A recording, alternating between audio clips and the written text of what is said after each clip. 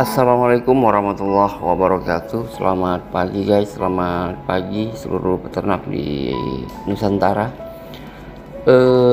Pada pekan kali ini saya ingin melanjutkan lagi tutorial bagaimana menciptakan ternak kambing agar selalu cuan. Namun sebelum itu pastikan kamu sudah subscribe, like, dan share video-video yang ada di channel YouTube ini sehingga semakin berjaya. Nah, setelah saya membahas perihal modal awal ternak kambing pada pekan sebelumnya, maka hari ini saya ingin membahas satu lagi tips tutorial yang juga penting untuk diketahui oleh kamu, terutama para peternak pemula. Persiapan selanjutnya adalah bagaimana kita mempersiapkan lahan ternak kambing.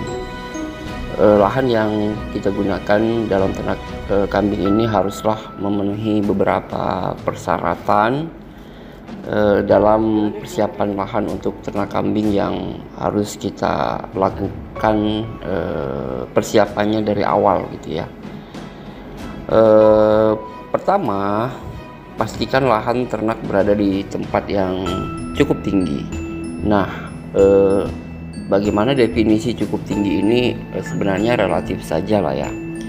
Tapi pada intinya biasanya ternak kambing cocok dilakukan baik di bukit maupun di lembah, bahkan di pegunungan.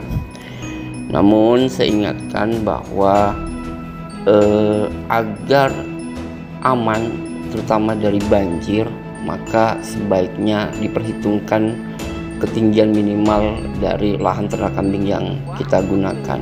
Nah, saya biasa menggunakan lahan ternak kambing ini biasanya di atas 10 mdpl sampai 300 mdpl. Itu tergantung kawan-kawan sih kalau mau menggunakan cara yang sama. Kemudian yang kedua, setelah kita memastikan bahwa lahan kita itu cukup tinggi, maka yang kedua adalah lahan ternak kita itu wajib terhindar dari bencana banjir. Jangan berpikir bahwa banjir air genangan itu tidak berpengaruh gitu ya. Saya ingin tekankan bahwa di sini jangan sampai ternak kambing, lahan ternak kambing kita itu kebanjiran, jangan sampai, karena itu resikonya besar banget gitu loh, resikonya besar banget.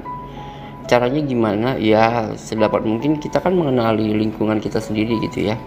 Kalau misalnya ternaknya di bantaran sungai gitu ya, kalau bisa dipindahkan atau cari lokasi yang lain gitu ya, karena resiko-resiko yang lain juga di situ banyak. Kemudian yang kedua, pastikan lahan ternak itu jauh dari perkampungan dan sumber air umum. Kenapa? Karena apabila dekat dengan perkampungan tentu akan menimbulkan polusi bau gitu ya, terutama di musim penghujan. Kita tidak bisa menghindari ini, dia akan tetap bau gitu.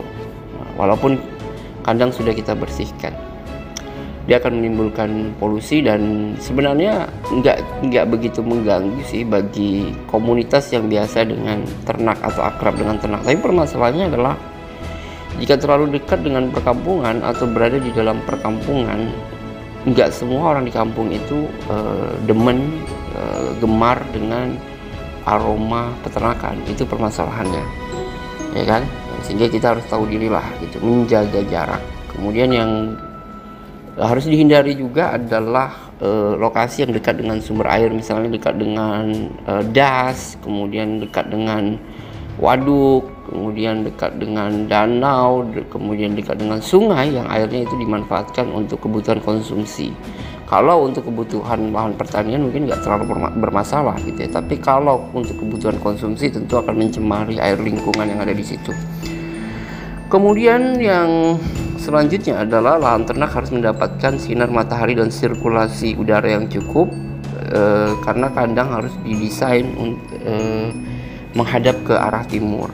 Nah, sebenarnya ini hanya tips saja dari saya, tidak ada kewajiban untuk kandang itu menghadap timur gitu ya.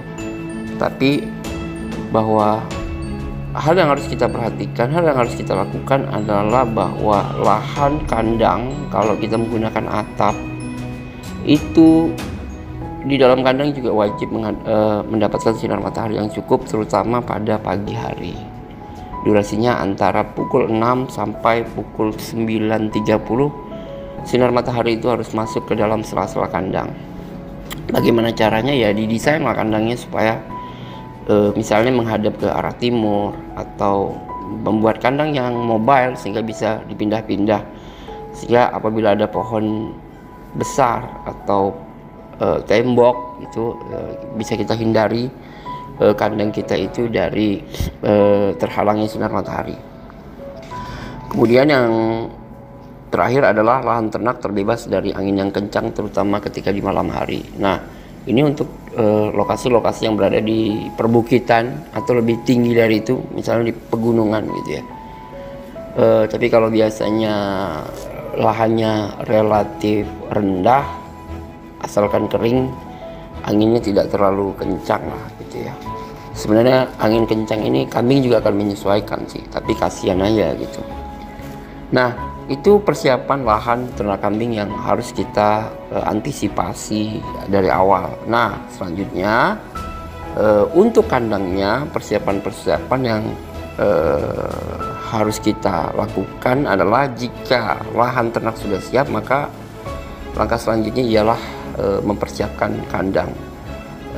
Persiapan kandang, setidaknya kandang memiliki ukuran 3 kali 1,5 meter untuk 10 ekor kambing. Ini minimal karena kalau menghasilkan 3 kali 1,5 itu kan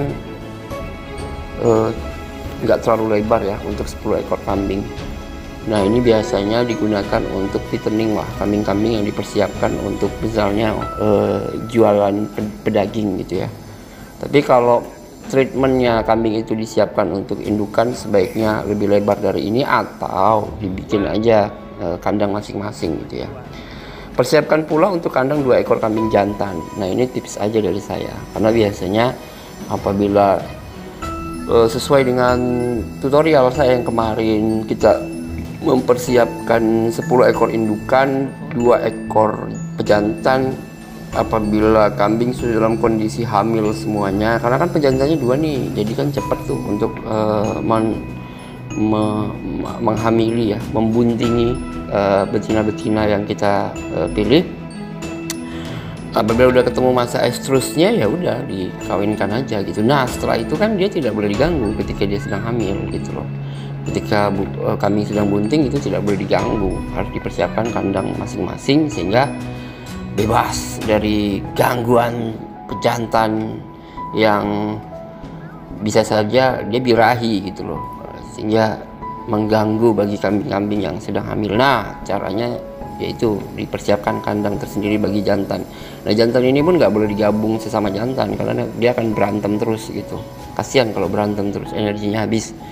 Dan kalau misalnya semua sudah betina yang 10 tadi sudah kondisinya hamil, kemudian 2 pejantan ini nganggur, sebaiknya dipinjamkan saja ke tetangga, ke peternak lain gitu, sewa gitu, sehingga mengurangi beban operasional, biaya operasional yang sudah kita hitung kemarin gitu loh.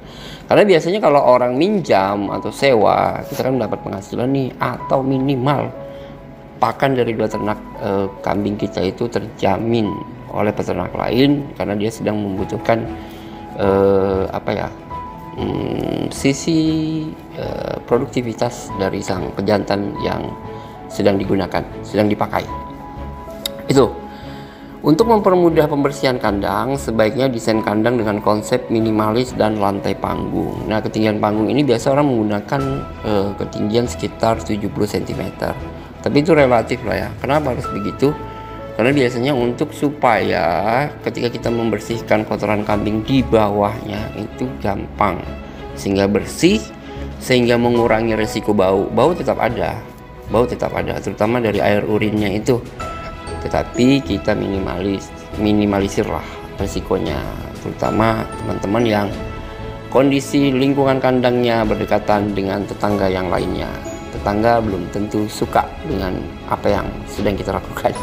Kemudian ukuran kandang yang minimalis mampu mengurangi ruang gerak kambing. Ini sangat cocok untuk kambing-kambing yang dipersiapkan untuk fattening, sehingga dia tidak banyak bergerak, sehingga massa ototnya juga semakin baik, dia gemuk gitu ya, tapi nggak kegemukan gitu loh, sehingga pakan yang terbuang tidak banyak dan mampu mempercepat proses penggemukan kambing.